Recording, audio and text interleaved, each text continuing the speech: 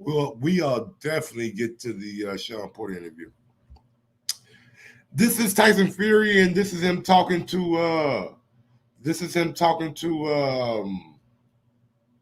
well, you know what? Before we get to that,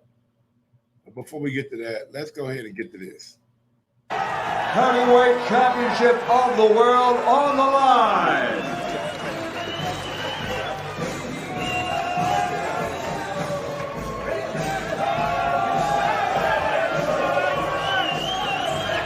Alexander Usyk, AJ Anthony Joshua. 12 rounds of boxing for the unified heavyweight championship of the world.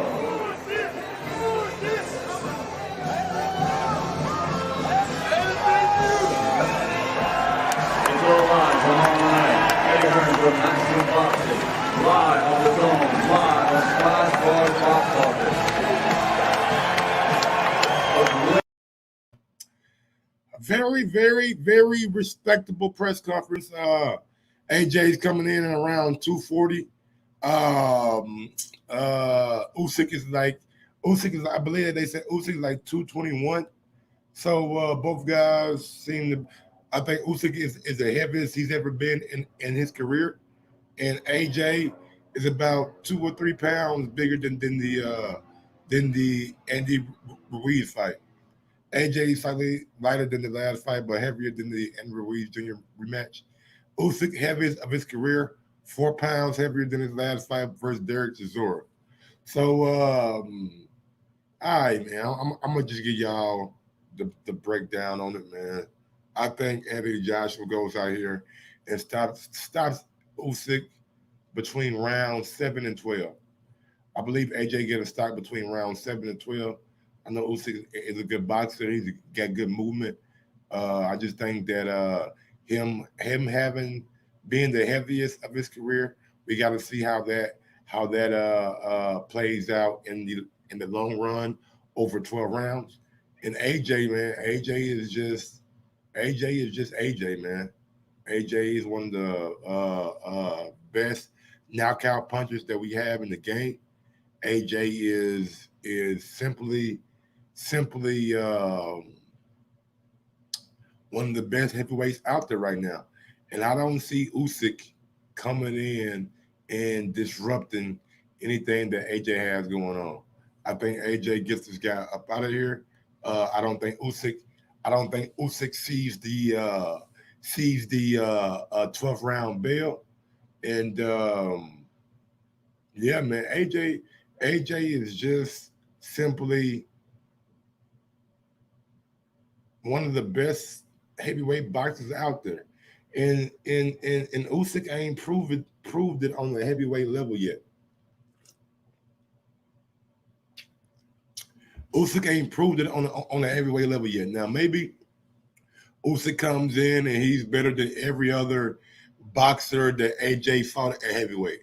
That could be a scenario that plays out. But I just think, man, AJ is the goods. I ain't gonna lie to y'all. I think AJ. I think anybody in the division is going to have a tough fight with AJ. I don't think AJ is just not one of those guys that's going to lay down. And I don't think Usyk going to lay down either. I think AJ going to put him down. Yeah, we got to see how big the ring is. Yeah, I know he beat Joe Joyce in the World Boxing Series. So look, I mean, look, he got every chance or opportunity to make this an upset. Do I think that he can make it a upset, Ethan? I don't think so, bro. I don't think so, man. And we got to see how big the ring is too. Bayside boxing, you're right, but I doubt AJ go out there and give Usyk a ring that's goddamn me 24 feet wide. You might see an 18 by 18. You might see a 20 by 20. You know, something like that. I think that's the perfect ring size for Joshua going into this fight with Usyk. Very, very, very I don't want to say good fight. It's a fight that has a lot of intrigue about it. Can Usyk display some of the same skills that we seen him display at cruiserweight that made him a undisputed cruiserweight champion? Or is Anthony Joshua going to keep on to the strip, keep on knocking these guys out, keep on getting these victories, and keep on keeping on? I'm excited for it, y'all. I'm excited for it, y'all, and y'all can catch me tomorrow at I'm gonna go live probably around 2 o'clock. Probably go live around 2 o'clock so we can watch Lawrence Okolie, Calvin Smith, all the guys that normally fight on AJ undercards. You know what I'm saying? We'll check them out. Heavyweight Championship of the World on the line.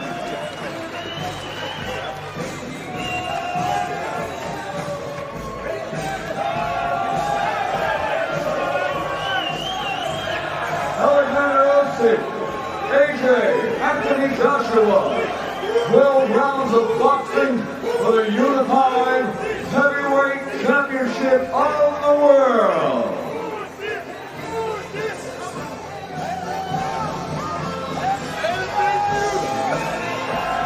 It's all live on online. Everything from Maximum Boxing. Live on the Zone. Live on Sky Sports Box Office. Brandon Corey Williams, what's good, my brother? There you have it, man. I don't really got too much more to say on the AJ and Usyk topic. Let me ask. Let me just get the people's opinion. How many of y'all think AJ beats Usyk, and how many of y'all think Usyk beats AJ? I just want to get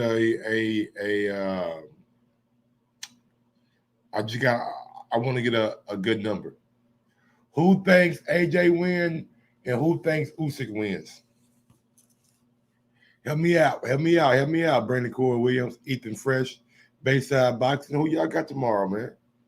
Who y'all got tomorrow, man? AJ should knock him out, B-Dog said. AJ, best bet is to rush him early and get Usyk out of here. I got AJ, though. Majid, you got Usyk? Majid, why you got Usyk, Majid? Canada, what's good, my guy? I'm a sucker for underdog story. All right, so Canada, you rolling with Usyk too? I wanna know why you. I want to know why you, Majid. I want to know why. Is because you don't like AJ, or you really think Usyk has the skills and has the ability to beat AJ? That's what I want to know, man. I want to know why. I want to know why you feel like Usyk has the ability to beat Anthony Joshua. That's what I want to know. Help me out, big dog. Let me know, man. You said it, not me. You said it, not me. You don't know. You don't know. I'm a Jed. All right, sound good. Look, I think AJ gonna gas out. Okay. I mean that's a good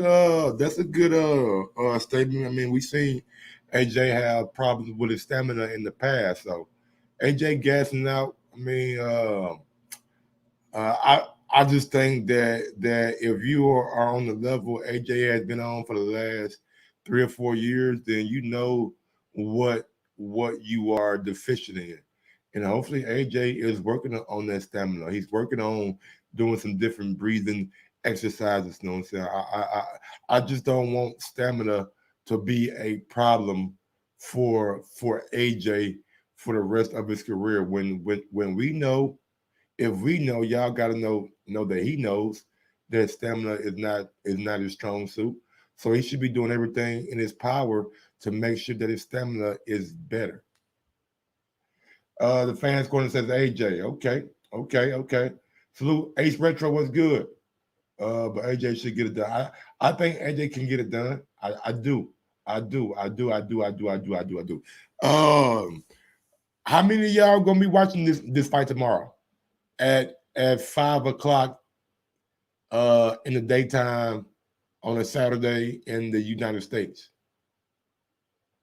And if you're on the West Coast, it might come on like around 2 or 3. You know what I'm saying? So if you Central, it might come on like around 4-ish. So are you guys gonna be watching this fight midday tomorrow in the United States of America? That's what I want to know.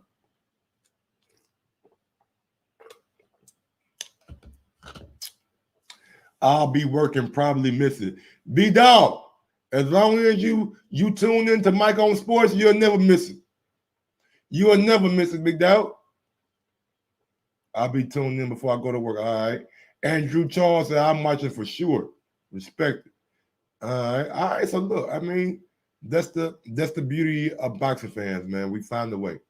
We find a way. We'll find a way. I'll be up waiting, watching college football and listening to you, man. Yeah, man. I gotta see who playing tomorrow, man, in college football, bro. See, I know that Bayside Boxing, a lot of people got family things that they do on Saturdays, you know what I'm saying? So that's why I was just wondering how many people are going to tune in and really support the zone or support Usyk or support AJ. What's going on, D Hodges? Salute, my brother. Let's move along. Let's move along, man. We got to get to some shit, man. Like, and I want to give y'all a forewarning, all right? I want to give y'all a warning. Like, Tyson Fury gets very, very disrespectful in this interview. All right? Just so you know, Tyson Fury gets very, very, very disrespectful in this interview when he was talking to Chris Mannix about Deontay Wilder. He gets very, very, very disrespectful. I just want y'all to know. He gets very, very, very disrespectful in this interview. Arturo Shotty, what's good? Low key Zimi, what's going on, brother? All right, let me roll that beautiful bean footage, and let's get out to this Tyson Fury interview with Chris Mannix. Yeah, we're on track. Not too long away now. My bad. I ain't even got the goddamn thing. I ain't even got it hooked up, baby. My bad. All right, there we go. Saturday, definitely college football day. I think I should come in at 2:30. All right. Decent UFC coming on Saturday. Yep, decent UFC. Hey, man. John Jones, bro, what's going on, man? God damn, John, like, bro, you get in trouble every. You know what? I don't know the particulars, so I'm gonna do a separate show on that, like the John Jones situation. But y'all gotta know, man, John Jones, boy, he must don't give a damn. 2 weeks on Saturday. Looking forward to it. So this was postponed because you tested positive for COVID-19 a couple weeks before the July date. How are you feeling now, and what kind of things did you go through as a result of that? I'm feeling good, you know. Been training about a month. Yeah, feeling good. Were you? I mean, what kind of? All right,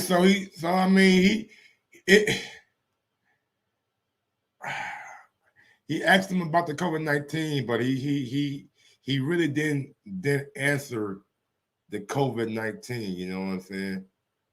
He really didn't answer the COVID-19 question. He kind of like, you know what?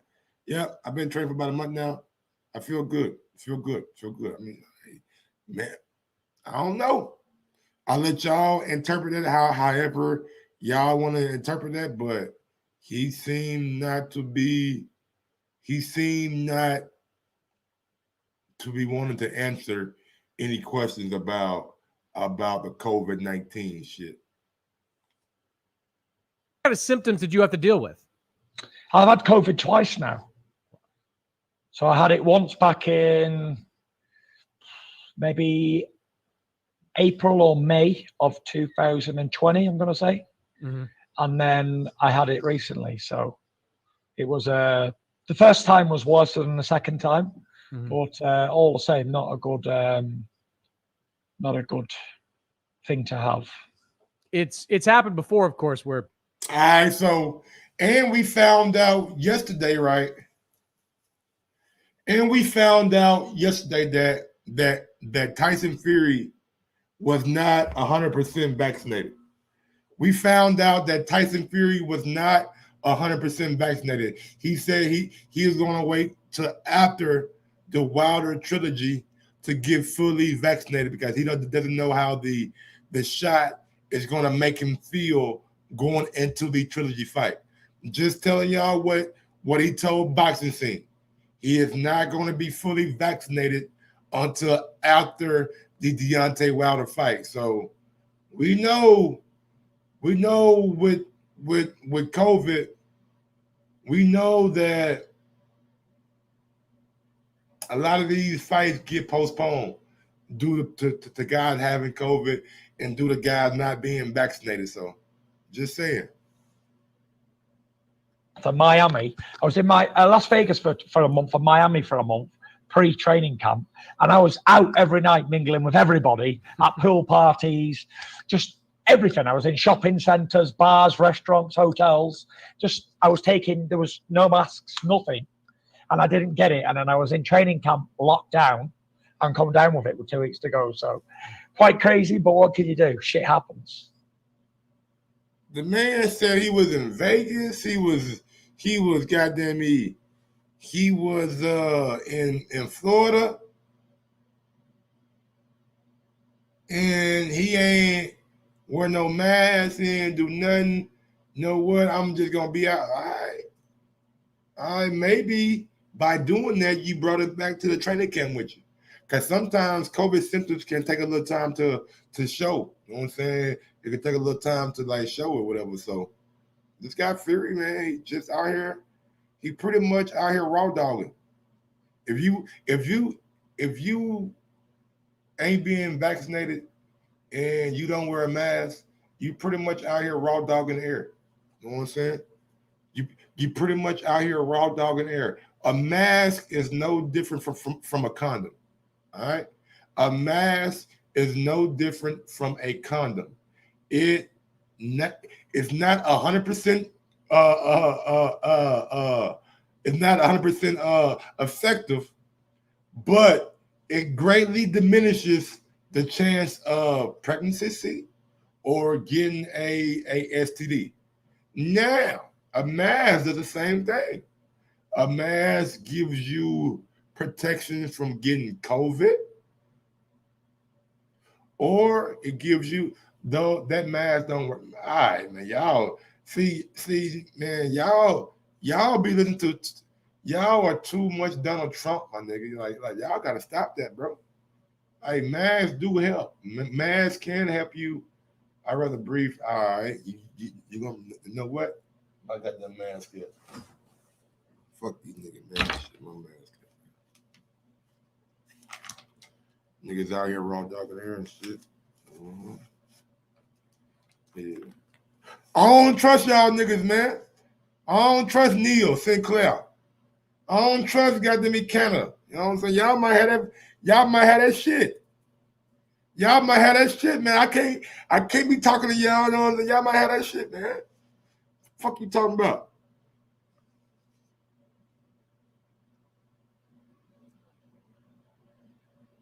now that, I mean, you had no choice, obviously, because of testing positive, but you have a couple more months to prepare for this fight. Maybe it's a good thing, maybe it's a bad thing, but how do you look at the extra time?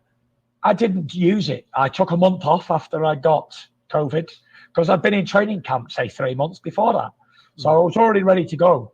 So I didn't take any extra time to prepare. Why do we need to prepare for a bum like Wilder anyway? I could fight him on 3 days' notice at fucking 400 pounds and still knock the pussy out. Do you? What? Come on, bro. Come on, bro.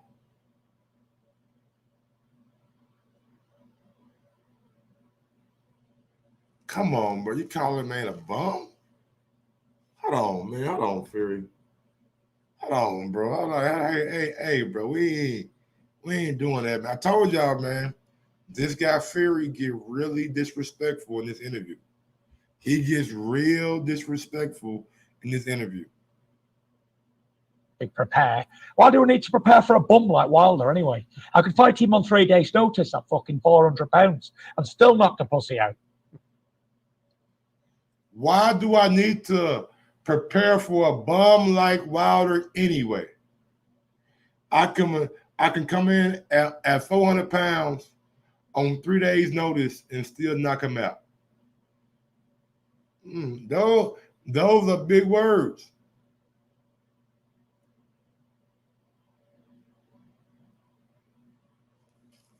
Those are big words.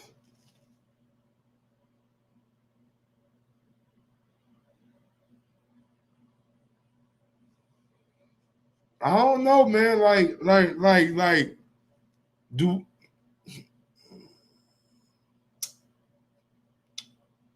I know what I want to say, but I'm trying to be more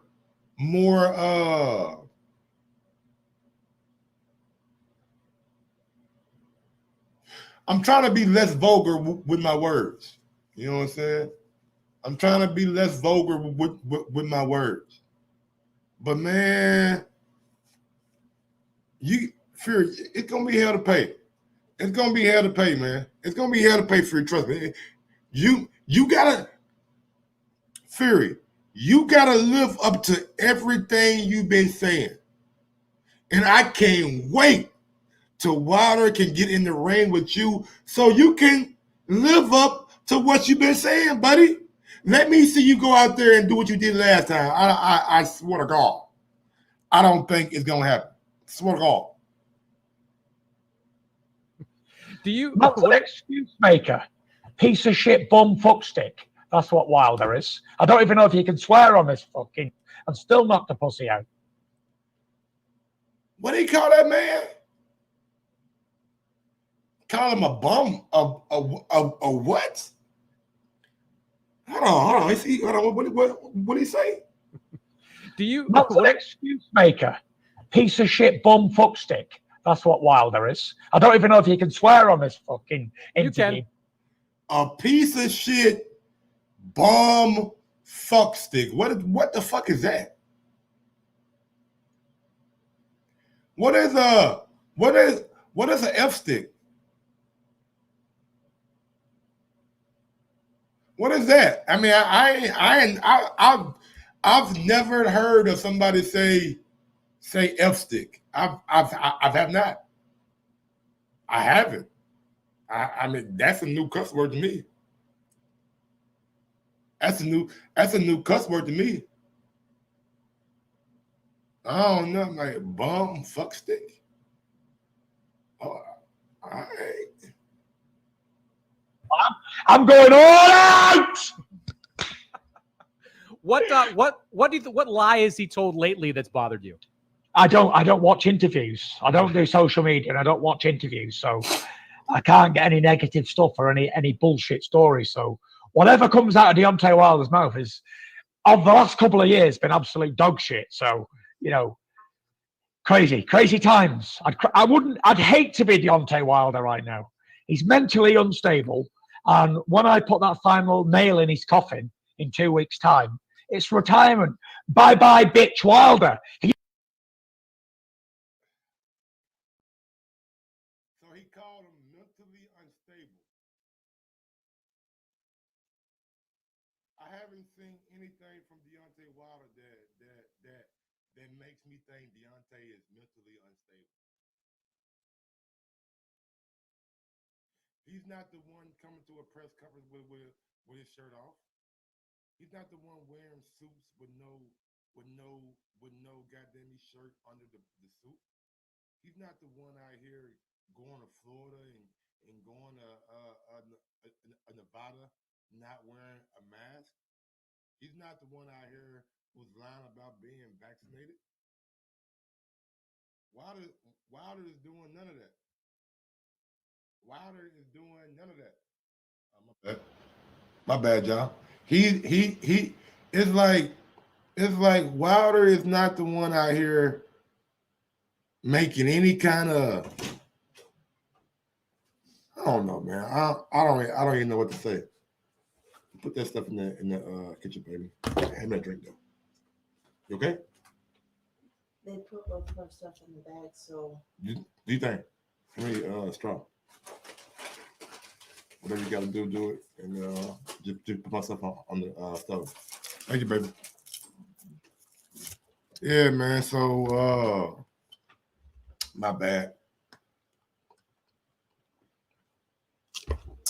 He says Wilder is mentally unstable. He says Wilder is mentally unstable. How many people out there think Wilder is mentally unstable?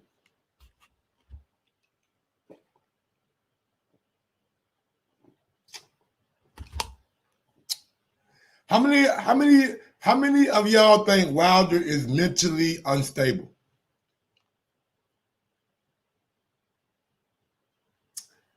Who looks more unstable, Fury or Deontay Wilder?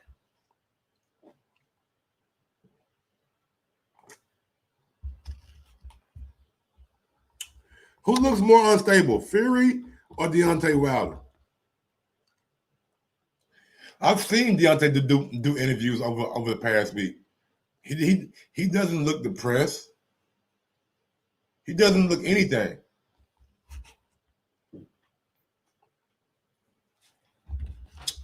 So for y'all to say that he's mentally unstable, man, I'm just looking at Fury like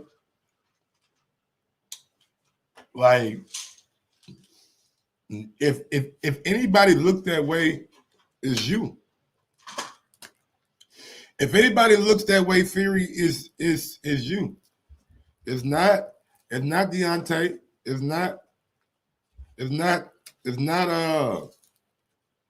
I don't know, man. I just never put Deontay Wilder in mentally unstable in the same category.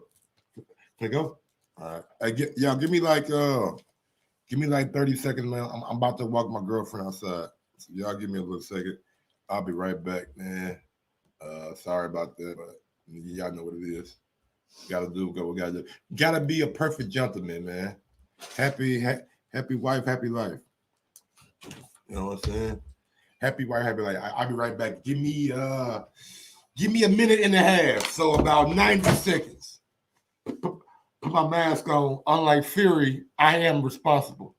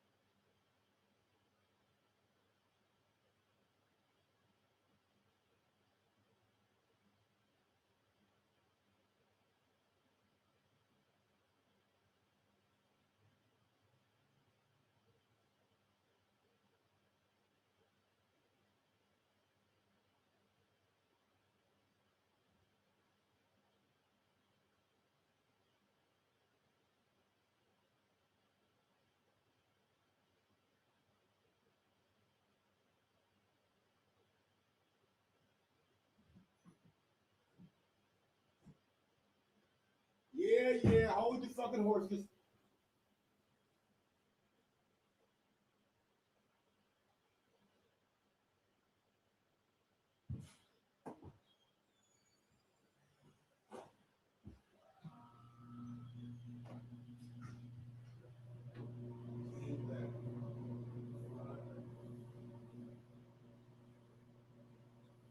Yes, sir. King back, man. My bad, y'all. Had to be y'all know how it is, man. Y'all know how it is when you got a lady and shit, man. Y'all niggas know, man. Y'all niggas know.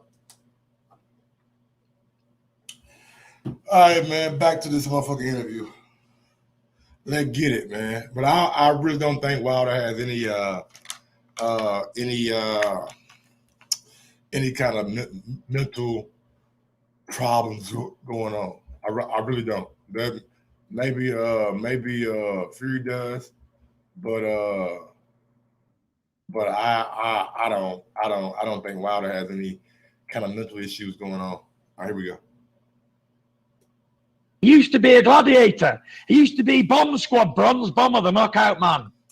And then he met the old fat gypsy king, bald-headed, ugly bastard. He put him straight in his place and knocked him spark out in 7 rounds. It was the most one-sided heavyweight fight in history. I've never seen a more one-sided fight. But of course, I cheated, didn't I? I had knuckle dusters on in my gloves. For damn sake.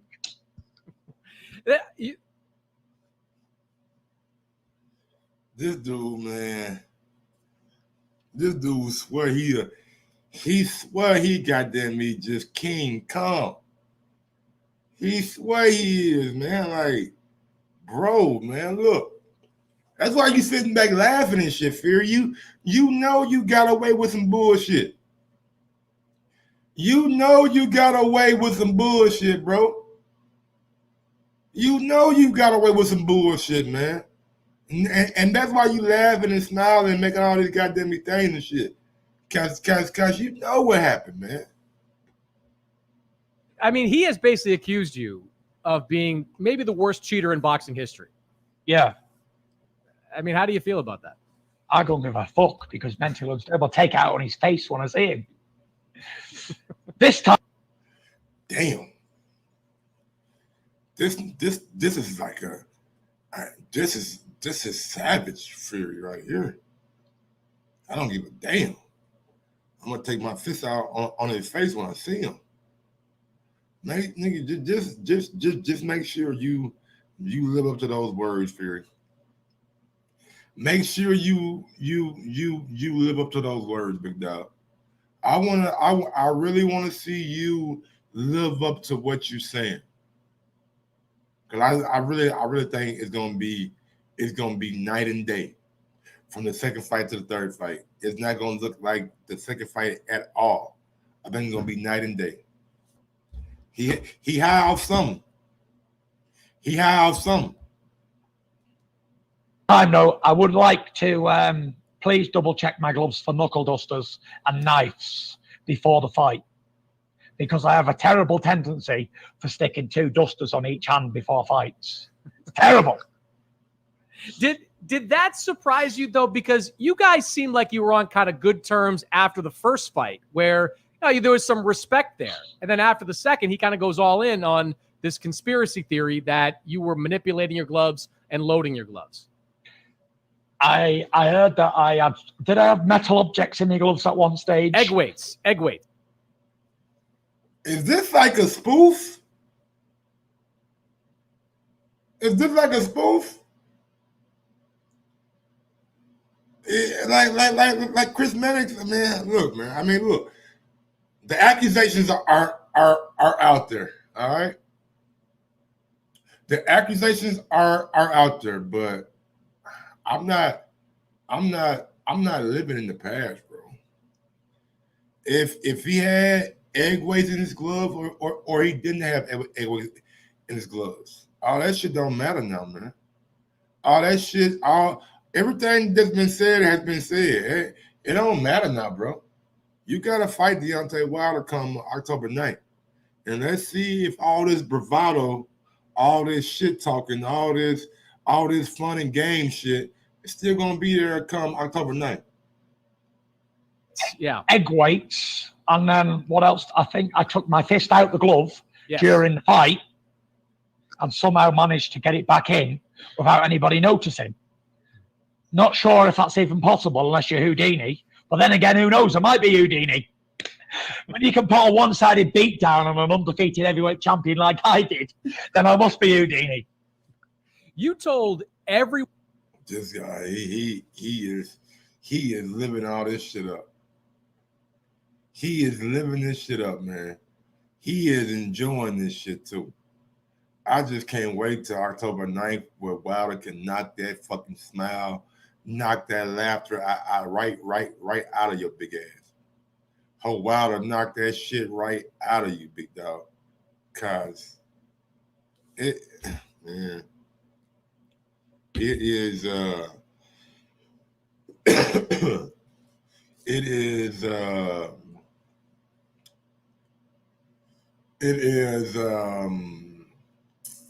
really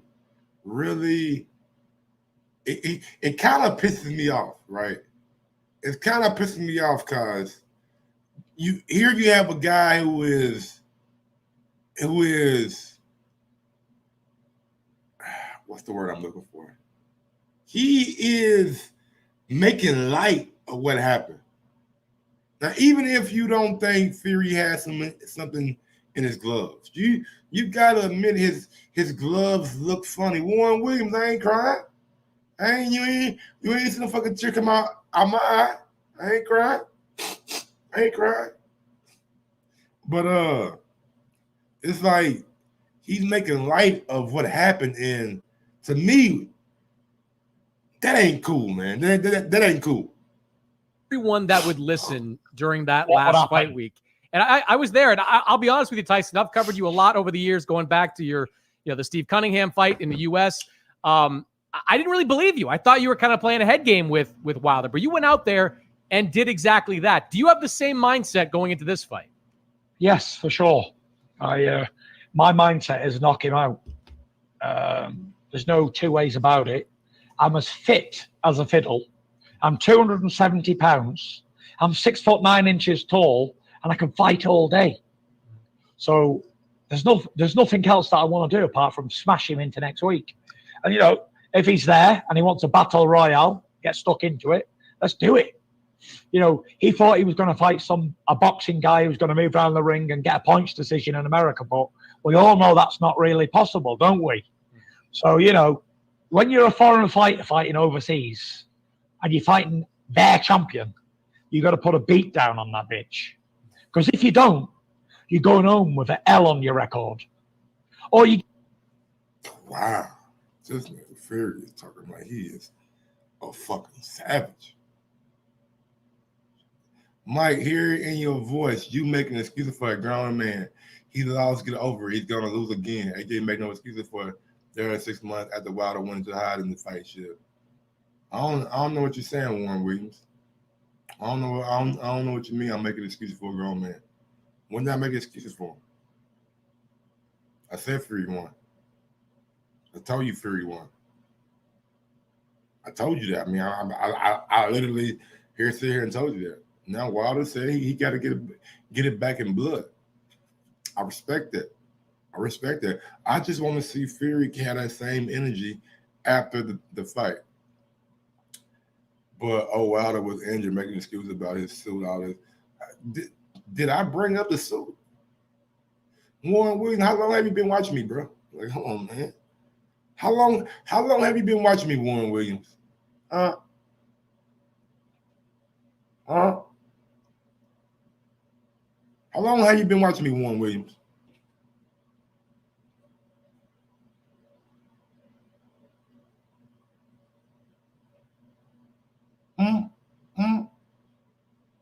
Because I've never made an excuse for the suit. Never said anything about the water. And if a man wanna change his camp up, then he got every right to change or move people that he don't want to have inside of his camp. Simple and plain. You're giving them a chance to give you that L. But I don't want to do chances because I don't want to lose, and I fight hard to win. And I've had a long career where I've been undefeated, and losing to me is not an option. So whatever it takes to win on the night against Wilder in 3 weeks' time, whether it's boxing and then knock him out in round one, take it to him, whatever. The mindset is destroy him, smash him to pieces, even worse than I did the first time when I stuck my fingers in his ears with big sharp nails on them. That's true too. I forgot about that one. I had my knuckle dusters on and super speed boots with jet turbos on them. Do you feel like you? This guy, man. Well, all right, look. That's about all I'm gonna play from this interview. I really don't have too much more to say about Fury. October 9th. We're ready. That's a recipe for disaster. I feel so sorry for him because if he would have had people around him where he said, look, you got beat by a better man on the night, let's regroup, change a few things and get on with it, that would have been the best route to go down. In able to accept defeat and move on and improve, you have to understand what happened. You have to take in on board that you lost a fight and accept it to move on. If I'm an alcoholic, I need to. I mean, Fury, he did though. He has accepted that he lost to you. He brought in Malik Scott. He has gotten back to the things that made him Olympic bronze medalist. You know what I'm saying? Like, I don't get what you're saying that he didn't accept the loss. I mean, I think Wilder has accepted the loss. Now you guys can look at the excuses or the thing that he came out with and have an issue with that, but he still accepted the loss. But what did he say? That a thief must pay back 7 times what he stole. So he know that Fury got over on the last fight. He understands that, and now it's pretty much all about. To me, it's all about like when you hear Wilder talk, it's not about the belt no more.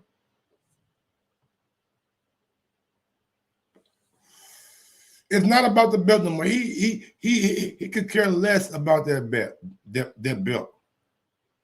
It's about getting revenge on this guy, Fury. It's about getting revenge from a guy that you think did you wrong, that you think had some questionable tactics. So yeah, I don't look at it as Wilder not accepting that he lost. He lost. He lost. He took the L. Now it's all about seeing how you come back from the L. Everything that happened and everything that happened prior to October 9th really don't mean shit. Really don't mean shit. Everything that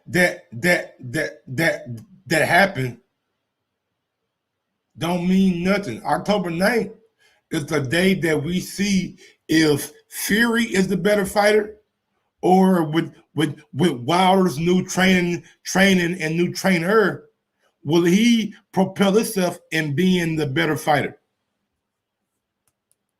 A lot of things that we are going to see play out here in about 2 weeks.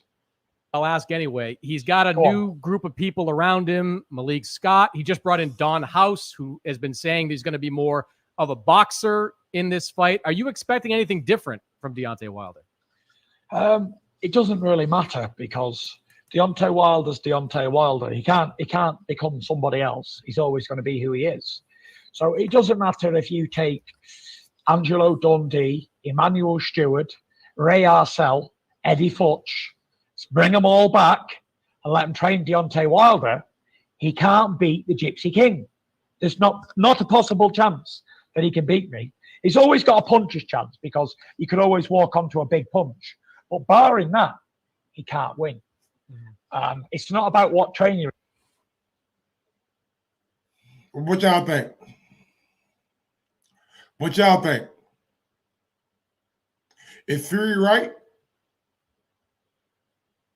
Is Fury right? No matter who he hires, no matter if he hires Emmanuel Stewart, Angelo Dundee, Malik Scott, Buddy McGirt, it don't matter. He can't beat Tyson Fury. Do y'all agree with that statement? I don't agree. I don't agree. I think absolutely he has more than a puncher's chance. He has more than a puncher's chance. Now he's right. He's right. Deontay Wilder is going to be Deontay Wilder. That doesn't mean that he can't improve on certain aspects of his game. That's why you train. You train and you spar to improve on things that you are deficient at. You are deficient at, man. So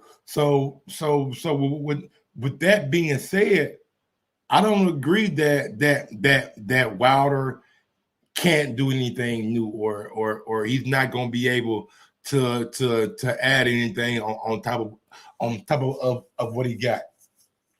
Maybe Fury believes that, but I don't. He has, or what guys brought in to help him with his fitness or anything. It's because I know what he's going to do. I've got his number, which means I can beat him. And if we fought 10 times, then I'd win 9 times and get a draw once.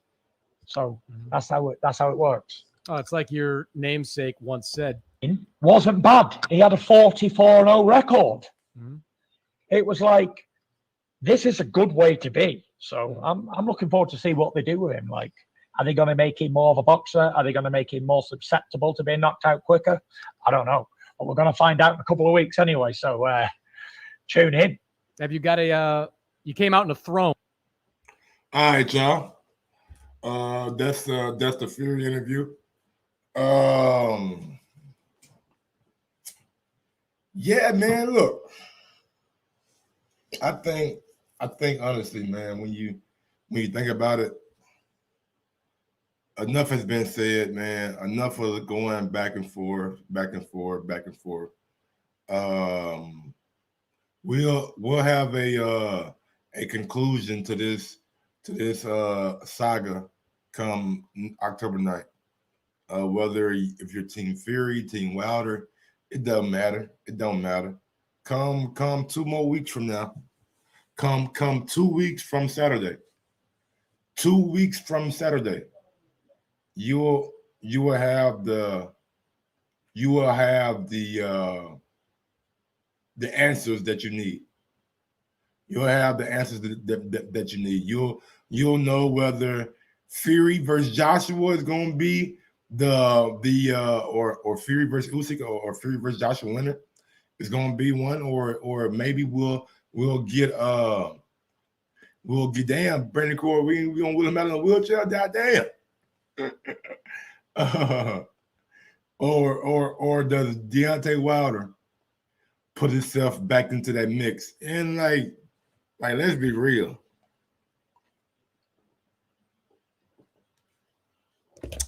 Let's keep it 100, right? We all wanted the Joshua and Wilder fight. That's the fight that most boxing fans really want. Now Fury has made it so to where his name had been mentioned in the Undisputed Talk. But before Fury was even thought about, we wanted Wilder versus Fury. I mean, Wilder versus AJ. Wilder versus AJ. Wilder versus AJ. Wilder versus AJ. Remember the $50 million offer that Wilder sent to AJ? The money's in the bag. You know what I'm saying? All that. Remember when Wilder went to the Zone and sat down and rejected an offer from the Zone? That's the fight that we really want to see. We don't want to see nothing else. Like I respect him. I respect Fury. Damn good fighter. But man, I cannot wait. To October 9th. And honestly, tomorrow is just gonna make me it's gonna make me anticipate October 9th even more because of what this means for the heavyweight division. We'll finally get undisputed. We want undisputed, man. We need undisputed.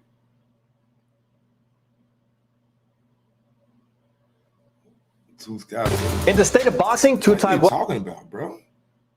Hey, Warren, what the hell are you talking about, Warren? What the fuck are you, nigga? Did I bring up BT Sports? Mike on Sports on BT Sports. Stop it, Mike. Sign. What the fuck? What are you talking about, man? Did I bring up goddamn me Sky Sports? Did I bring up any of that shit? What the hell are you talking about?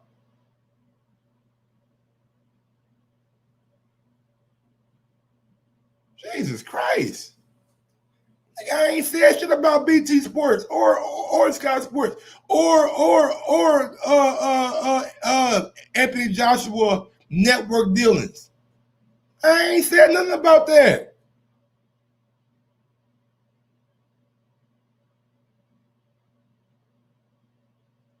Ah, never mind. You talk about the money being in the bag, that some of the money was coming from BT and Anthony Joshua was exclusively to Sky Sports. Okay. My bad, Warren. My bad, Warren. You just took it to a whole nother level. Like I wasn't even thinking about that. I wasn't even thinking about that. I got you, Warren. My bad. I'm just saying what they said. $50 million. Anthony Joshua said he said something about the $50 million too. Didn't that turn out to be a lie? I mean, I don't know, bro.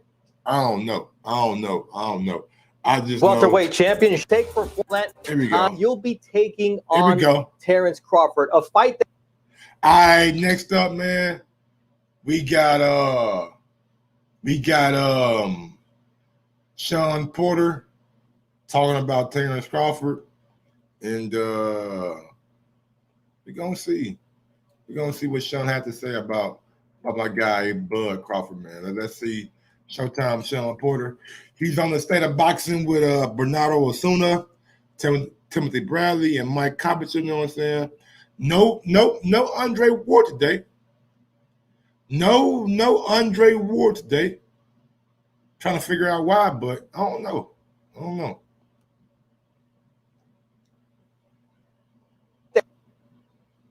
That we've all been waiting for, because we want Terrence Crawford to be tested by one of the best, and that's you. What excites you most about this fight? The fact that it's not a test. This is a real fight. This isn't, let's see how he does and how he fares, and then we'll move forward beyond that. We've seen how he's fared 30 odd number fights now, and up until this fight, everyone says that he hasn't been in a real fight. I disagree. I think that he has done everything that he had to do against everyone that they put in front of him. He's always been dominant, and that's what I like about this fight. I like that dominant. All right, Shawn. I mean, look. Shawn ain't told no lies. Shawn ain't told no lies, man. Shawn ain't told no lies. He's absolutely 1,000% right. Crawford has dominated everybody who's been in front of him. He hates the fact that people are just saying that this is a test. Like, Shawn is like, bro, I'm more than a test. I'm more than what meets the eye. I am trying to go out there and beat Terrence Crawford. No, I'm not a test. I am the guy who is gonna beat Terrence Crawford. No, don't label me as a test. I respect it. I respect it.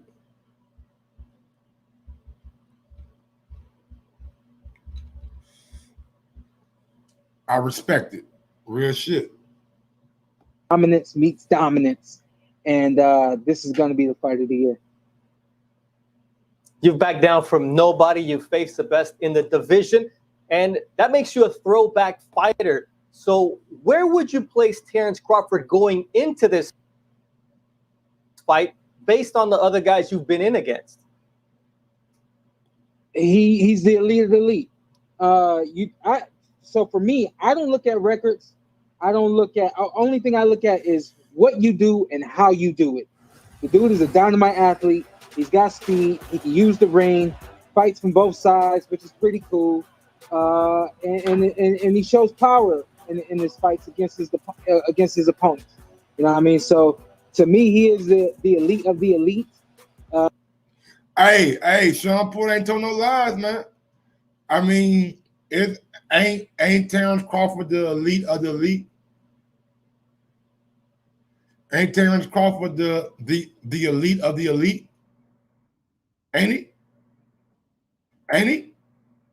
He has to be the elite of the elite.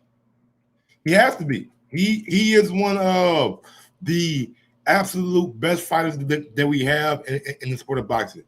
There's a reason why he's mentioned as pound for pound the best fighter in the world, because he has attributes and he does things inside of the ring that just simply puts him on a different level than everybody else. To me, after I fought Errol Spence Jr., and I looked around and started hearing people say, we'd like to see Showtime Shawn Porter get in the ring with Terrence Crawford, I started thinking about it. I'm like, that's the next best thing. The next best thing for me to Errol Spence Jr. is now Terrence Crawford.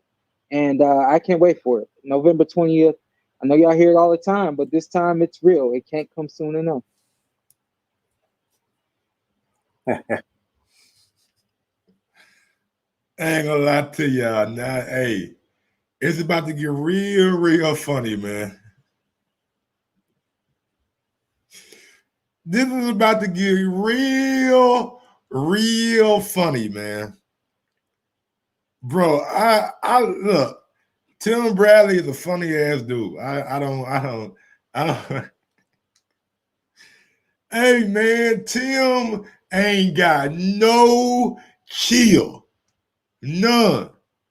But let's get to it, man. Tim Bradley, talk to Shawn Porter. Well, what's up, champ? Tim Bradley, baby. You already know what time it is, man. Good What's to see up, you, man. Tim? You look good. Your face looks trimmed down. How much you weighing right now, bro? How much you weighing right now? Don't ask me that, Tim. I'm where I need to be, Tim. Anyhow, man, fighters do not like being asked. Fighters do not like asked how much they weigh. So don't even go there, Tim. You know that. That is true. Fighters don't like to be asked how much they weigh. You know what I'm saying? Especially when they when they out of fight week, or well, not in camp or like just starting camp. They hate that question. But Tim wasn't done yet. He ain't done yet. Hey, listen, Shawn, man. Listen, we brought you on this show. You thought it was gonna be an interview. No, it's not. This is an intervention right now, bro. I gotta come at you, bro. I have to come at you because your boys. I see you got the hat on that says Fox. I see all of that, but they're not being honest and truthful with you. So you're on ESPN now, so I gotta be truthful with you. You can't be one of the best commentators in the game and be the worst dressed. You can't be that, champ. Come on, man. Can you explain this to me? Explain this to me, champ. Please. What is it? Explain this to me, champ. What is this? Tim. Why Tim doing like that, man? Why Tim doing like that, bro? Hold on, man. Let me let you hold on. Let me let y'all see what Tim is showing y'all right now. Hold on, man. Tim ain't got no chill.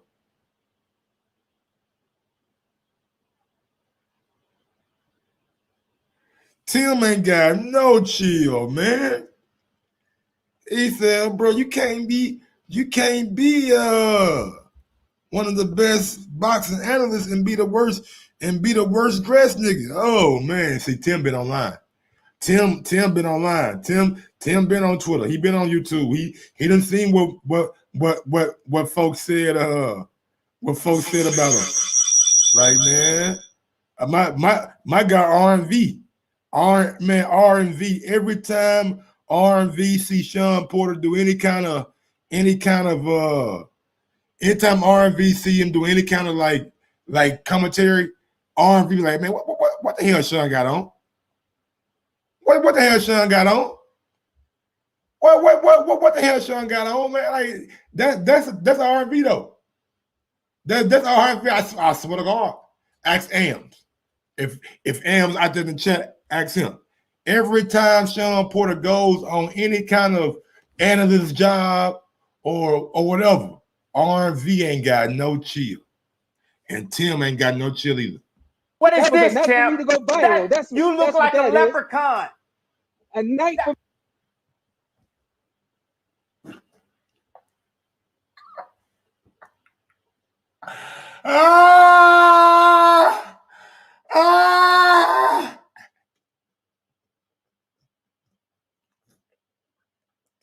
He thought that nigga looked like a leprechaun, man. You look like a leprechaun. for me to go That viral. was That nigga said you look like a leprechaun, man.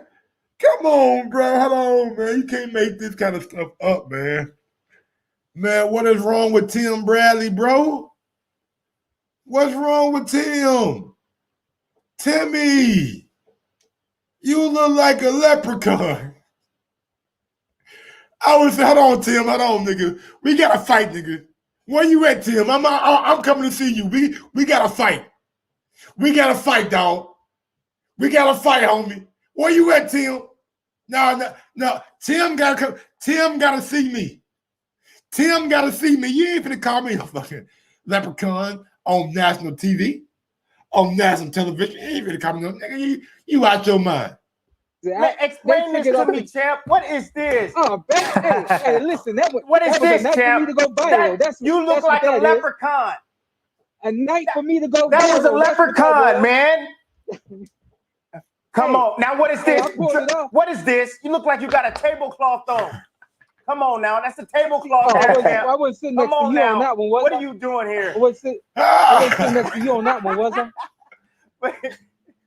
Yes, you was sitting next to me with that on, man. Look at this. Well, you pull out the worst in me, fans so at home hey, want to know what you're wearing. What it is. Hey, man, look. Shawn trying to keep his composure. But if you ever seen a nigga eyes and that fake ass smile, Shawn pissed off, nigga. Shawn heated over there. Shawn, like, hold on, bro. I thought I was coming on to talk about boxing, man. You talking about my clothes. Talking about my clothes, man. Like, Tim ain't got no chill. Tim ain't got no chill, bro. I ain't know Tim was coming at Shawn like this. I ain't know Tim was gonna start out the interview like this. You pull out the worst in me, Tim. Anyhow, champ. My man's got style. Come champ. Hey, real quick, man. Come on, man. You better get a new tailor before this fight, man. Anyhow, now go ahead, kidding, champ. What, man? Tell me, what has commentating done for you in your overall game, man? Hey, it's crazy that you asked that because I don't care about what commentating done for you, brother. Honestly, that's going to pay off in this fight with Terrence Crawford. He, everybody you could talk about any and everything that he's done, and I really don't think that his intelligence in the ring is overlooked. However, I will say that it will be matched in this fight, and if not matched, it will be trumped in this match. Shawn, a fight at this level, we know adjustments are a big part of the game, and you mentioned your commentary experience. You also have your experience in the ring, which to me is a lot greater than Terrence Crawford's. Look at your opponents, Danny Garcia, Keith Thurman, Errol Spence Jr., even going back, 5-10 years, Paulie Malignaggi, Devin Alexander, Kell Brook. How was that experience? ain't none of them niggas better than Bud. Paulie Malignaggi, please. Devin Alexander, Danny Garcia, Keith Thurman,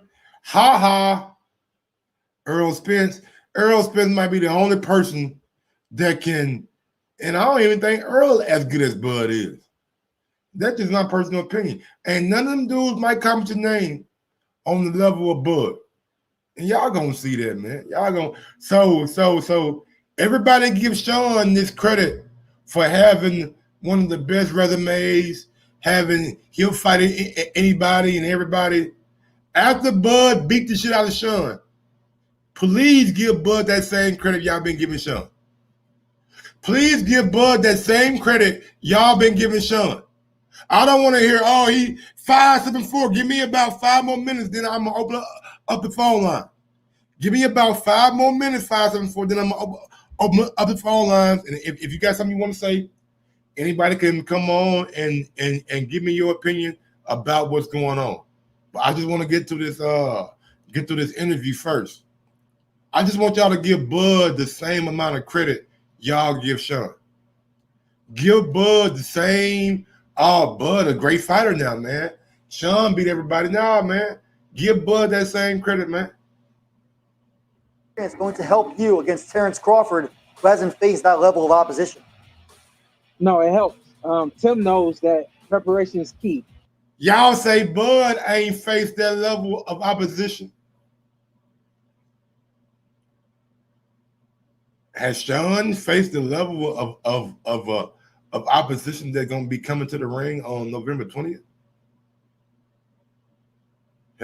Has Shawn been in there with somebody like Bud? Hell no.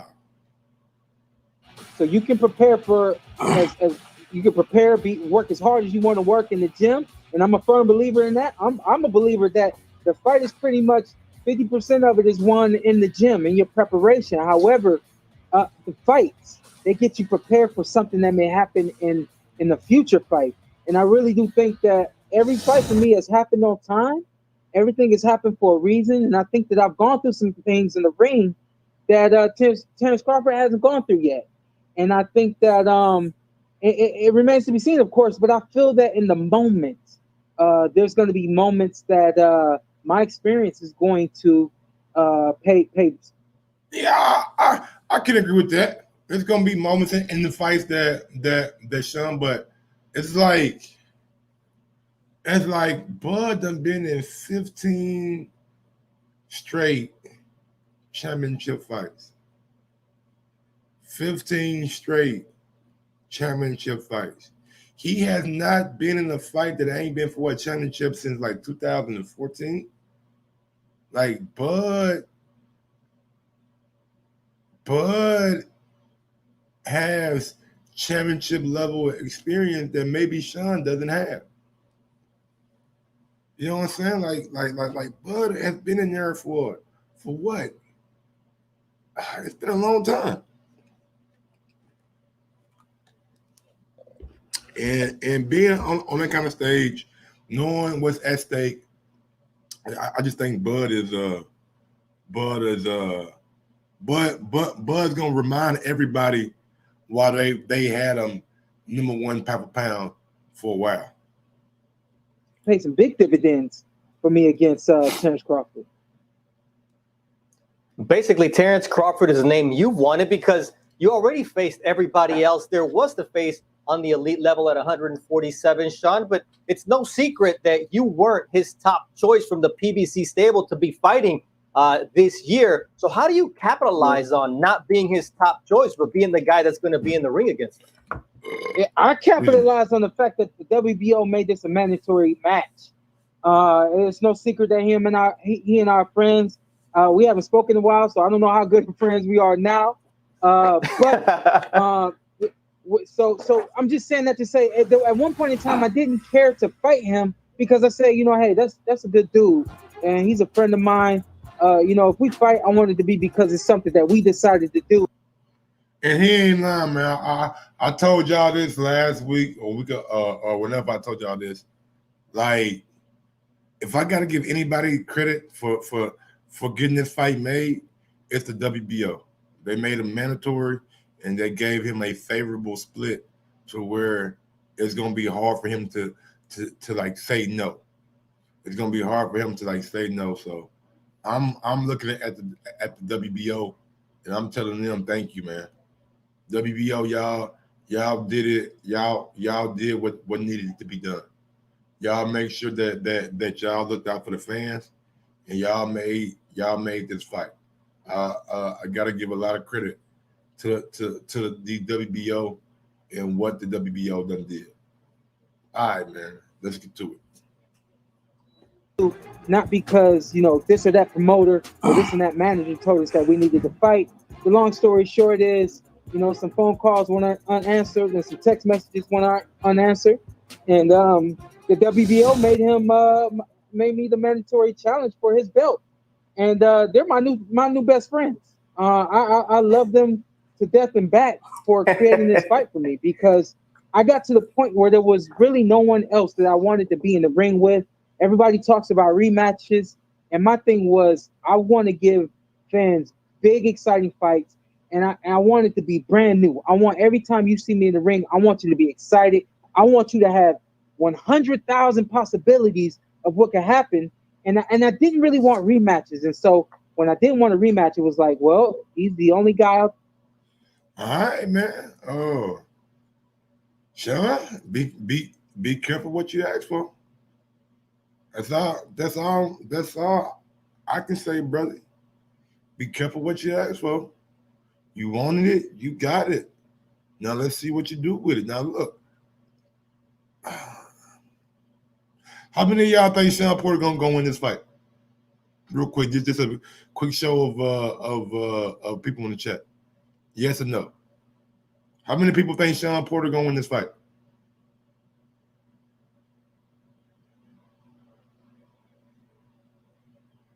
How many think Shawn Porter gonna win this fight? Anybody think Porter gonna win this fight? Let me know. Yes or no. Hell no, hell no. Okay. Porter by head, but damn. That's crazy. Goku's son. Maybe. No, but I wouldn't be surprised if Porter wins. Porter a dog. Hell no. He probably won't win, but he'll make it tough. Danielle Robinson says, LOL. Hell no. High head, but nope. Win, probably not, maybe a draw. I wouldn't be surprised if he did win, though. All right, so a lot of y'all saying y'all wouldn't be surprised if Shawn Porter got the victory over Terrence Crawford. And, I mean, look. I would be. Just because I got such a high standard for Terrence Crawford. I got a high standard for Terrence Crawford. And with my standard being so high for him, I don't see how Shawn Porter is going to be able to beat him. I could be wrong. I could be 1,000% wrong. But that's just me, and that's just like what I think. That's just me, and that's what I think. You know what I'm saying? I don't think that Shawn has what it takes to beat Terrence Crawford. That's just me. There left that I believe a fight can happen and will be a fight for the ages.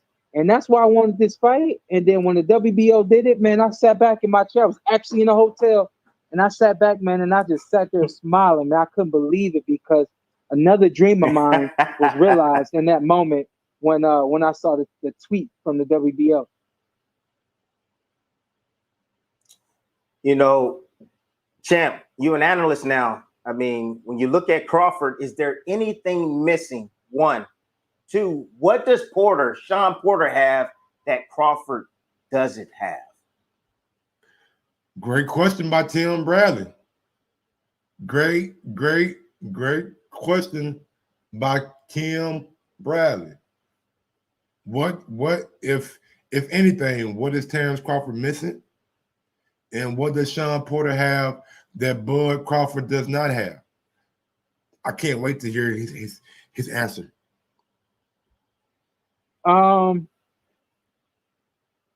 Those are two great questions. Is there anything that Terrence Crawford is missing? I say there's not much that he's missing.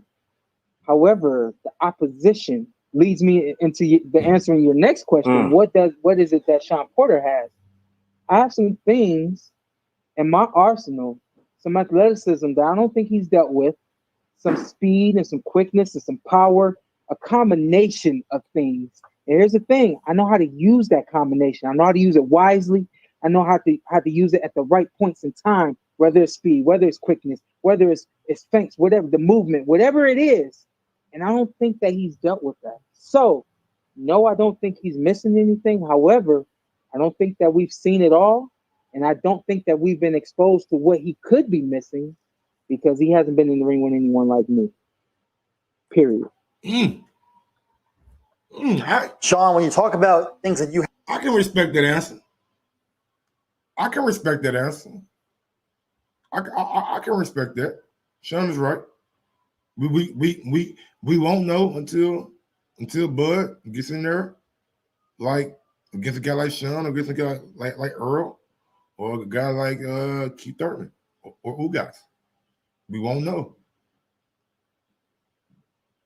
I mean, again, Canada. I don't think it matters. I don't think that it does matter.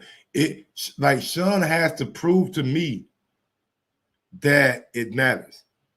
If Shawn goes out there and give Bud one of the toughest fights of his career, then I'm like, all right, opposition, I can see what Shawn was saying. But if Bud goes out there and just dominates Shawn Porter, then what? Then what you gonna say? Like, opposition is still opposition, but some dudes are just special. Some dudes are just special. And when you think about Terrence Crawford, you think about specialness. You think about guys on the elite level when Terrence Crawford comes to mind. You have that he doesn't. What stands out to me is your nonstop pressure. You've seen a lot of guys can't really deal with it. Maybe, Keith Thurman, he was just gliding along in his career. That was a tough fight for him. You're relentless with the pressure, and you're really strong in there. And a lot of fighters, again, that's a hard thing to deal with. How does Terrence Crawford deal with that? Gliding along. I love the way you put that because I do think that Keith, for the most part, was gliding along until we got in the ring. And I would say the same about Terrence Crawford. I think that he's been in the sky. He's been soaring over everybody. And he's been coming down when they told him to, pick somebody up and drop them off. And this is the one time that he won't be able to just come down, swoop something up, and pick it up and go. He can swoop down. I'm gonna be fighting the whole way up, and I'm gonna be fighting, and it's gonna be just like this. This entire fight, it's gonna be like this. That analogy is right off the top. Y'all can love it, y'all can hate it, but you got two bald eagles getting in the ring. Which is that means that we are the elite. We are unmatched. We are we're rarely seen. This is a case that is not seen very often. Two guys at the top of their two bald eagles in the ring. Two elite welterweights in the ring. Do y'all think Shawn Porter is a elite welterweight? Do y'all think Terrence Crawford is a elite welterweight? Is either guy elite, or do we need to see which one can propel themselves to that elite status? Do both guys have something to prove?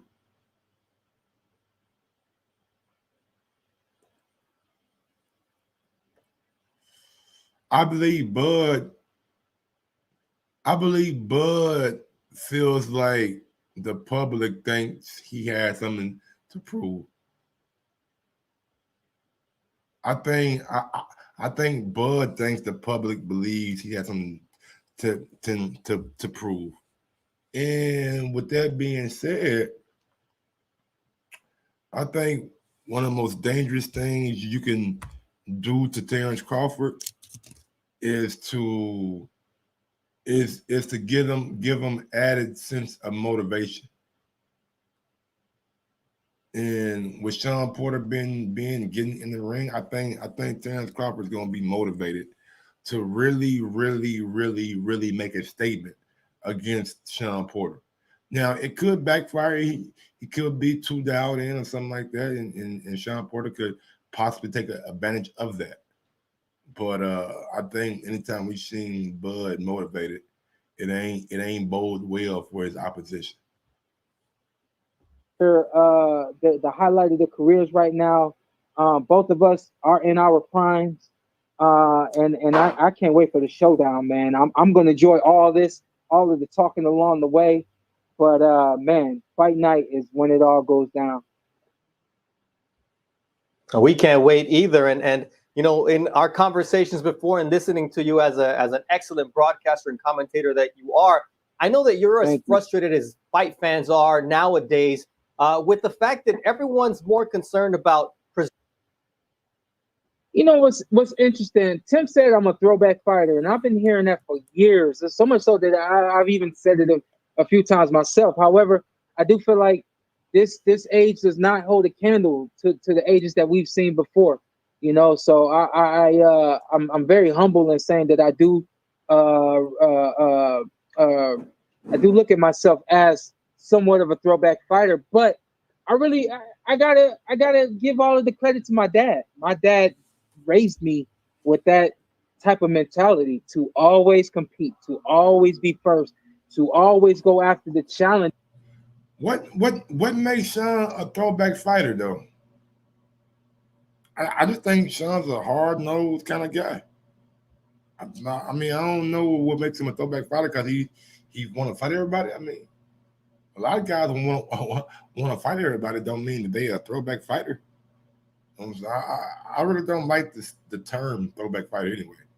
I think Shawn Porter is a damn good fighter for any generation. You know what I'm saying? I just don't think he's a world beater in any generation. You know what I'm saying? I think he can do what he did now. You know what I'm saying? Become two-time heavyweight champion, welterweight champion of the world.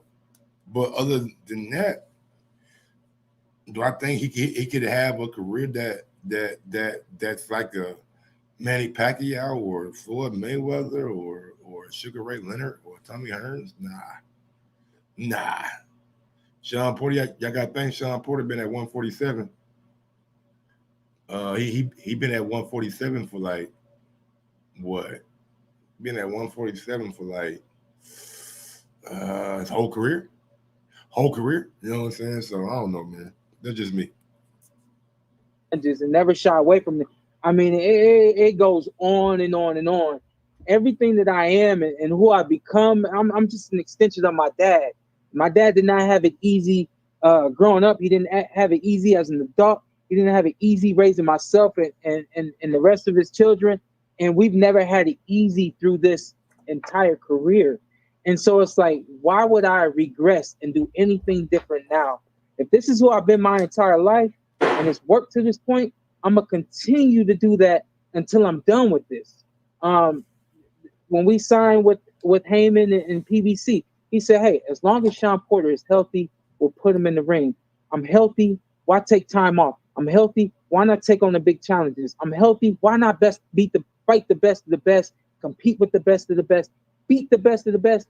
And even if somehow I lose, you can't even tell because it was that great of a fight and that great of a night. That's what I'm after. And that's why I'm taking up Terrence Crawford. Oh, so what you're saying is you're cool with more victories. Yeah, that's what I heard. Even if I lose, you can't. What up, Bernie Maurice? Even if I lose, you can't really say that, man. What? And then he said he cool with moral victories, man. He cool with the fans saying, good job, Shawn. Way to go, buddy. What about actually winning though?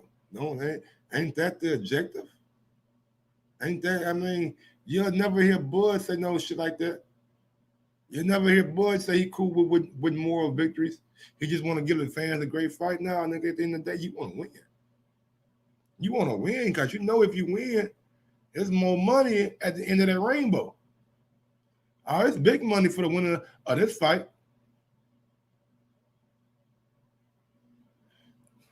Right. This guy kind of is like, I don't really call dudes idiots, man, but this guy has to be an idiot, bro. Every fighter wants to fight, bro.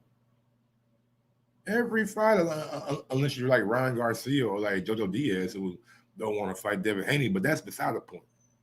And you ain't gonna see nobody scared to fight anybody, man. Because Shawn Porter wants to fight, that don't make him a throwback fighter. Keith Thurman wants to fight. Your Dennis Ugas wants to fight. You know what I'm saying? Like what are we talking about? That makes him a throwback fighter because he wants to fight? What? Huh? All right, bro. I love that, man. Wow.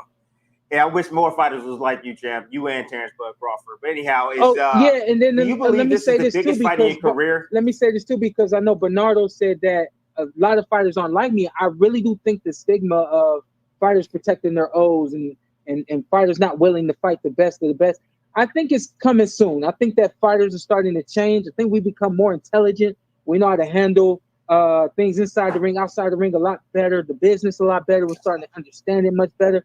And so I think that if anything, you may call me a trailblazer, if that, but I don't even consider myself that. But I do think that guys are they're wanting to get in the ring with the elite, like younger now.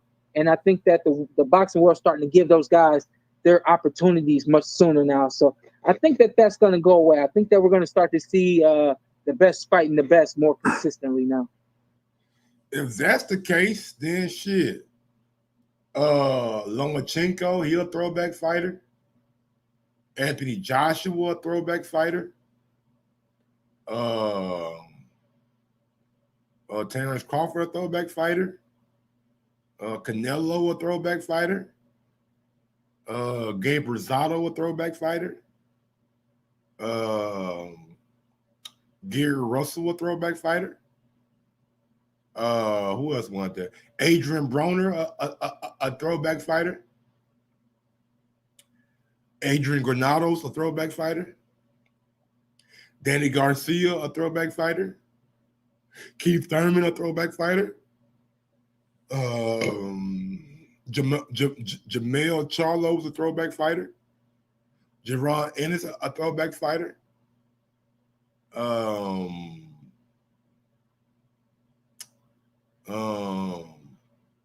Arthur Better Beeve, a throwback fighter.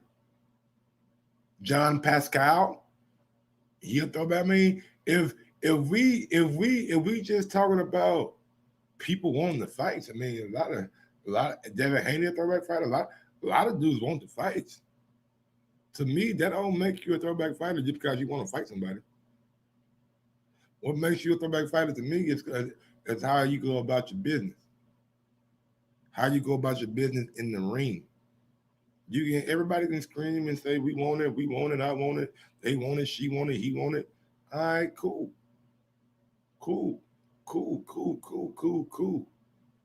But what you do when you get in the ring? Do you go for broke? Do you bite down on your gum shield and say, you know what? I don't give a fuck what's going on, nigga. Over the bone break, whatever. I ain't quitting.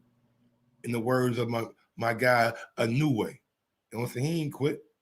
You know what I'm saying? That makes you a throwback fighter. What happens in the ring? What you do when your back is up against the wall? And to me, it don't even make you a throwback fighter. It make you a fighter. It make you a fighter. A lot of dudes are just professional boxers. They ain't fighters. A lot of dudes would goddamn me, all right, bro, I'm done. I don't want it no more. You know what I'm saying? And that's just my opinion. What makes you a throwback fighter is being willing to go out there and fight. Go out on your motherfucking shield. And I hate saying go out on your shield because I don't want to see nobody go out on their fucking shield. I don't want to see that. I don't. But these guys having it in their mental that shit. I'd rather be knocked out than me quitting. Deontay Wilder. You know what I'm saying? So yeah, man, that's my opinion about being about throwback fighters.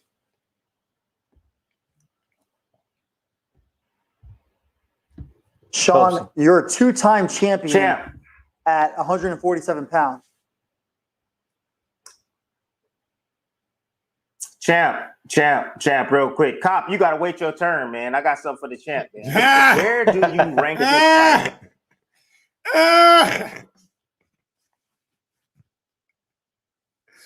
That nigga Tim out there strutting his shit. Tim know, like, hey, I ain't gonna lie. Tim know, like, when it comes to this ESPN boxing panel or boxing analyst or whatever, he know he top dog. He know he top dog. He know Bernardo and Andre and Mike Coppinger ain't got shit on him. He know he damn sure know Krigo ain't got shit on him. Man, I swear to God, bro. Every time Mark Krigo talks, he wanted to make it seem like a documentary or something, bro.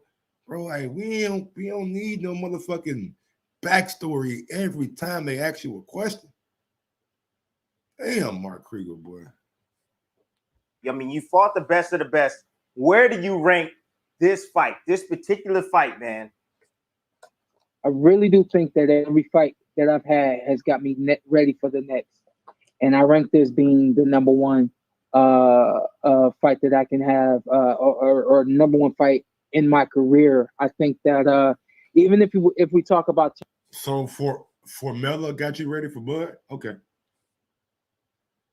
Terrence Crawford, nobody's that I've fought has had that complete package. I think the closest to it maybe Keith Thurman.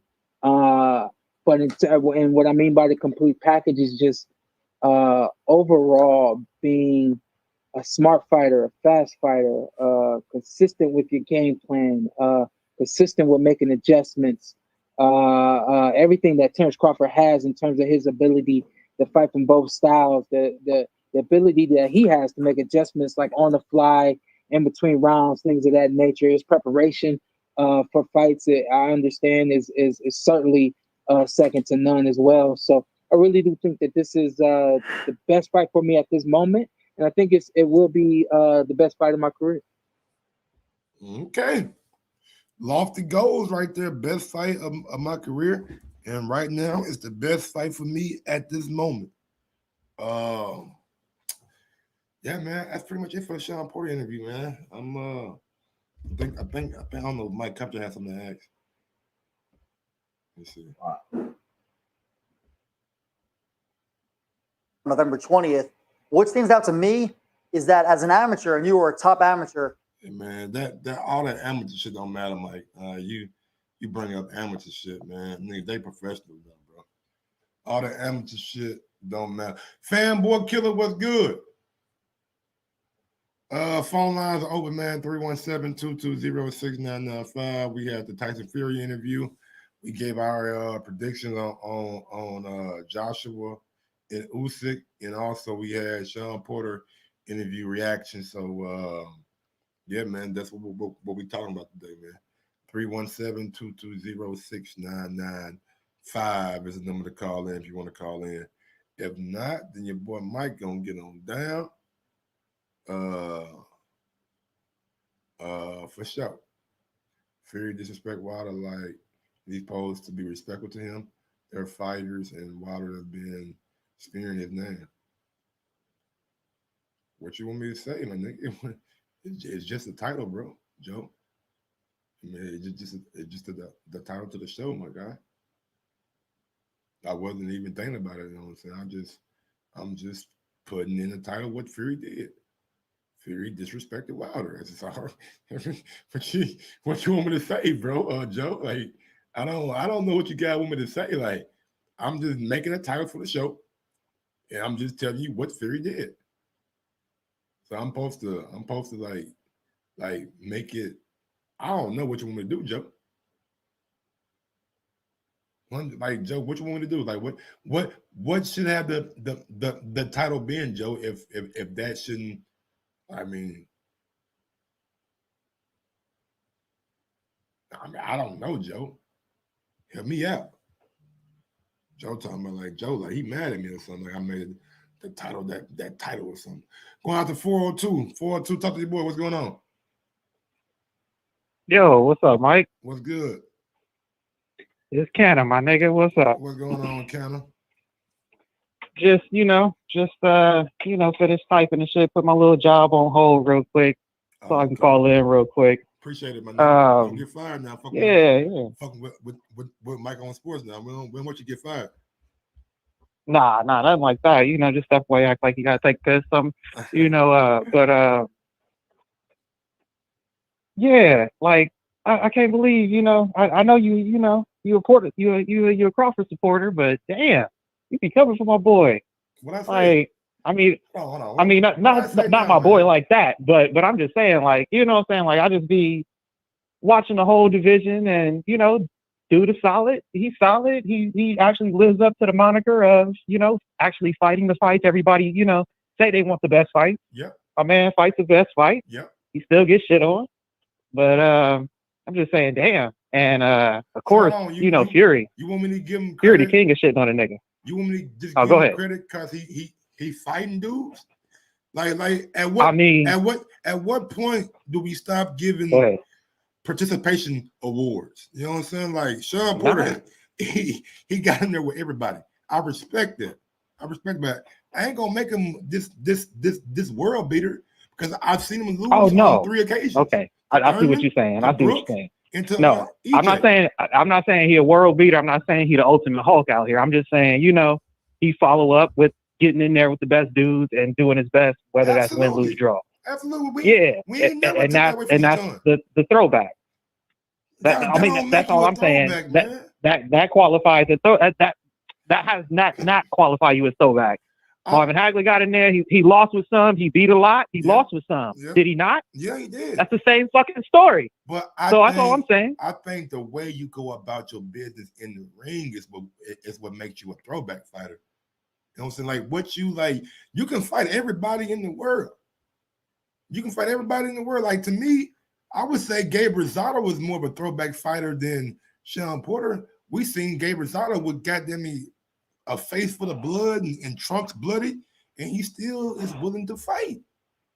Okay. So you ain't seen him busted up down there dead in the ring. He ain't a throwback guy. Yeah. Okay. And you know what? I give you one better. Shawn Porter is a throwback fighter. You know why? Because when he got knocked down by EJ, what did he do when he got up? He got the fuck back up and kept fighting. He barely scraped the mat and got back up, right? He banged his fucking hands together and said, EJ, nigga, let's get it. I give you that. Shawn Porter That's is absolutely. What I'm saying. See, to me, what you do in the ring, like those moments right there, like Danny Garcia, he didn't do that. He was willing to go 12 and just get beat up 12. Like he didn't bite down on his gum shield and say, fuck it, I'm going for broke. Shawn Porter did that. So I'll give you that. That's what I'm saying. Shawn Porter is a throwback fighter. I'll give you that. All right. I just had to argue that one to the death. Of course, Fury extra motherfucking, disrespectful out this motherfucker, but you kind of earn the right to do what you want to do. Let's just see what you do in the third one and, call out a day. Absolutely. And that's pretty much it. Had to touch in with my nigga on the Friday. I might have to send you a cash app or something now. Already, Cannon, man. Have fun at work, man. Hopefully you about to get off here pretty soon. And yeah, man, we'll get to you next time. All right. Shout out to my guy Cannon, man. Oh, yeah, Cannon made me realize that, man. That's right, B-Dog. That's right. And just because you a journeyman don't make you a throwback fighter. Like, come on, man. Come on, bro. Like, just because you a Tiger 2-time was good. Just because you a journeyman, man, don't make you a throwback. Like you can be a journeyman and still be a throwback fighter. that don't mean shit. Like y'all get the shit misconstrued, my nigga.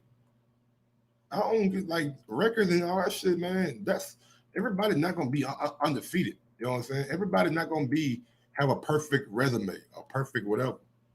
Some guys are gonna have to be journeymen, but that don't make them no less of a fighter. You know what I'm saying? Like I respect guys who bite down on their gum shield.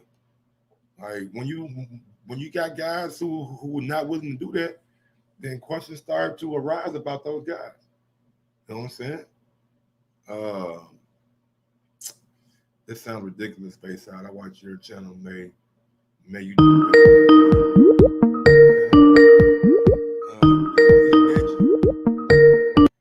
what's going on, E Legend? What's good? What's good, brother? Good, brother. I'm enjoying the show, man. It's a good topic, man. I'm enjoying it. But yo, just to talk about what you was talking about, yeah, I agree, man. He's definitely a throwback fighter because of his aggression, the way he's just a dog. So I'll give you that. But what I wanted to answer was, you said, do you think he's gonna win? Nah, I don't think nobody thinks he's gonna win. And I think if people think he's gonna win, they just hoping for him to win because they probably Earl Spence fans. But I just think they want a competitive fight. They know that Shawn Porter's the dog, and they want him to bring out another level of appearance. So I think. Go ahead. What if we don't get a competitive fight? What if we get a one-sided thrashing? Then that just shows and proves that Terrence Crawford is on that level that which me and you think he is. You know what I'm saying? We think that he's all elite level. And I think the Earl fans and the people that doubt him need to see that. And I think this is his test. If he stops at Shawn Porter, that means the world for him. You know what I'm saying? Because everything was always said, oh, he never fought nobody. Oh, he fought Brooke at the end of his career and all that. Like, that he ain't ever. So this is the test right here, right? And he could possibly retire Shawn Porter with this win because Shawn Porter, it seems like he's at the point where he's just doing other things. He's doing announcing gigs, he got the podcast. So if Crawford put that beating on that man, he possibly could retire that man. And everybody, looks at him in high regard. So I think he has more to gain with this win. And if he stops him, I mean, there's going to be a lot more ducking going on. Hey man, I agree with you, but I don't know how much credit people would give Bud if he was able to do that. They'll maybe say, you know what, Shawn had COVID. He ain't the same fighter that he once was. He done had a lot of wars. He this, he that. You know what I'm saying? Like, I just don't know how much credit Bud would get if he's able to stop Shawn Porter. Yeah. I mean, but we can't have our cake and eat it too. We can't say in one sentence this is his toughest match, but then say, oh, well, he's old, he lost many a times. We can't do that because then we're not being fair to the fighters. So what do you rank Shawn Porter in this 147 division? Where do I rank him? Yeah. I mean, to be honest with you, I will put obviously Blood, Spence, and I even put Thurman ahead of him. You know what I'm saying? Like, he's just been a tough, gritty guy in the division. He fought everybody. He won 2 titles there. So you got to put him above like the Danny Garcias and guys like that. So if we talking about within the last 5 years, I'll say he's probably the 4th best in that stretch. You know what I'm saying? So Ugas when he's in the last 5 years or right now? I mean, because right now, like last 5 years don't matter, man. We're talking about right now to date. No, right now, Ugas is ahead. He's probably the 3rd best right now. You got to give him that because he beat Pacquiao. He beat Pacquiao. So he's definitely the 3rd best. You got to give him that. I mean, he did something that Thurman couldn't do. Yep. But if you're talking about the last 5 years, Shawn Porter is the top 5 welterweight. He's probably the 4th best one. And his resume is probably the best out of all of theirs. If you think about it, he got the best resume out of all of them. So he wasn't afraid to fight anybody. Everybody else has a questionable person they ain't fight yet. So I'll give Porter top 5 in the last 5 years. Right now, he's still the top 5 just because of the competitor and the grittiest he is. But I mean, I'll give him that. But if Crawford stops him like which I expect he does, you got to give the man his respect. Absolutely, E-Legend. I absolutely agree. Anything else you want to say before I get on to the next call, Big Dog? Nah, that's it, yo. Good show, and I like these interview breakdowns, man. You had me rolling, man. Yeah, you're doing your thing, brother. Keep it up. I appreciate it, bro. All right, man. Shout out to my guy, E-Legend. Yeah, man. I mean, with the interview breakdown, bro, it's just easy, bro. Like, we gonna dissect everything you say. You know what I'm saying? We gonna dissect everything you say, bro. You said what you said, and we just gonna get it. Picking Porter to go to distance. Okay, you got Porter by decision. I respect it.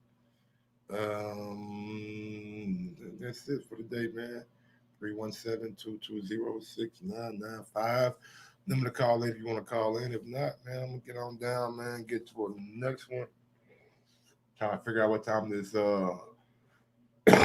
Supreme Patty and Boot Game fight come on. Hey, if you don't know, tonight I will be doing a celebrity fighting, whatever you want to call it.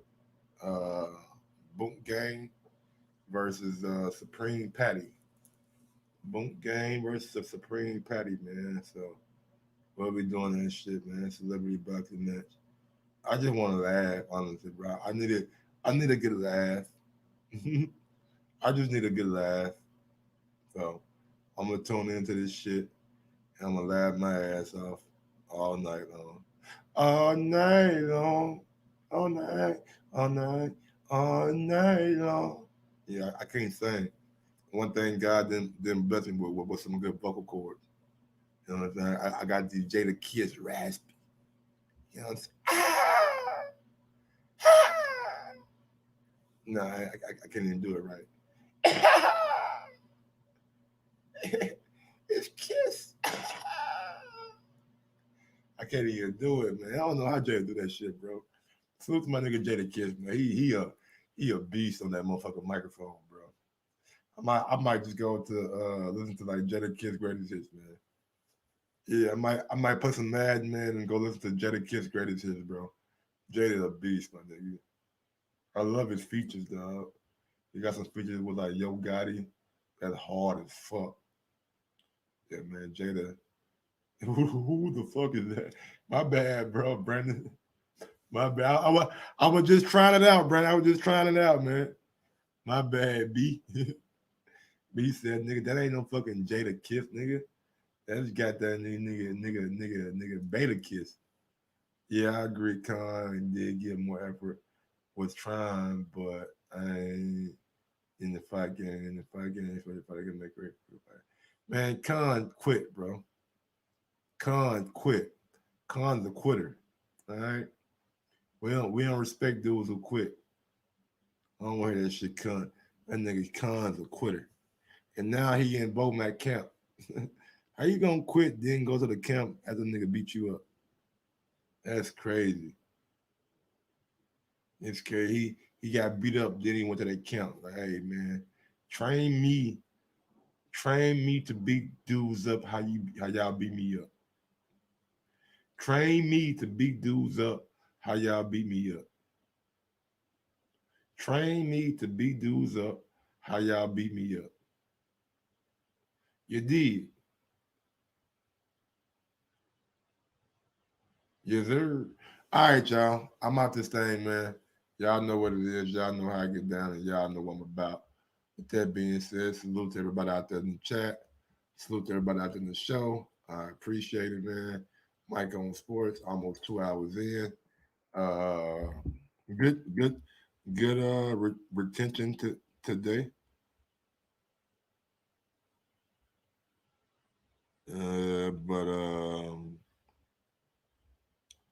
Yeah, man, I'm out this bitch, man. Yes, sir. Smash that thumbs up button. Do what the video tell you guys to do. Go out to the channel, subscribe to the channel, like, comment, and share the videos, and just have a great Friday, man. Be responsible. You know what I'm saying? Be very, very, very, very responsible. Peace. Sometimes you gotta give people their flowers. While they can still smell them. Mark Nash. Michael Cross. Michael Gross, the boss. My nigga. My brother. Let's get this